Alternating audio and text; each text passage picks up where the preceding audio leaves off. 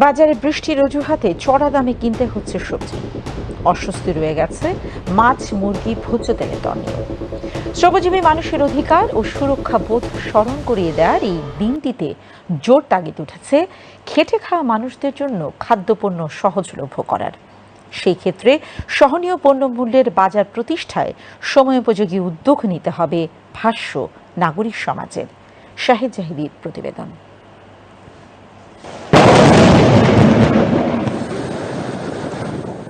যে জলে আগুন জ্বলে, বৃষ্টির পানিতে সবজি দরের উত্তাপ যেন এই পংক্তি মনে করিয়ে দেয়। সাপ্তাহিক ছুটির দিনের বাজারে এমনিতেই খাদ্যপণ্যের জন্য গুনতে হয় কিছুটা বাড়তি দর। টানা বৃষ্টিও এই ক্ষেত্রে বুঝি বাড়তি অস্বস্তিরই কারণ হয়ে উঠেছে। ডিমের দামও ডে বাই ডে ডিমের দামও বাড়ছে, চালের দাম বেড়ে গিয়েছে। আপনি দেখেন প্রত্যেকটা সবজির দাম বেশি। খাদ্যপণ্যের চড়া মূল্য বাস্তবতায় অনেক সবজির দরই অস্থিরতার নজির হয়ে উঠেছে। চিচিঙ্গা, বেগুন, ফুলকপি, পটল এগুলোর দাম একটু বাড়তি। কারণ ওই মেঘ বৃষ্টি আসছে, মনে করে এটা আনতে একটু কষ্ট বেশি গেছে, এই জন্য আজ একটু বাড়তি। আপনার তো গাড়ির দাম বাড়তি, আগে আইতাম 300 টাকা দিই, গাড়ি দিয়া অন্য 400 টাকা। মাছ এবং মুরগির বাজারেও দরদামের অস্বস্তি রয়েই গেছে। ভোজ্য তেল সহ আরও কিছু অত্যাবশ্যকীয় পণ্যের দর নিয়ে পেরেশানিতে ক্রেতা সাধারণ। এই রকম বাস্তবতায় দিন এনে দিন খাওয়া কিংবা খেটে খাওয়া মানুষের খাদ্য চাহিদা পূরণে বিশেষ যত্নবান হওয়ার তাগিদ উচ্চারিত হচ্ছে নাগরিক সমাজে।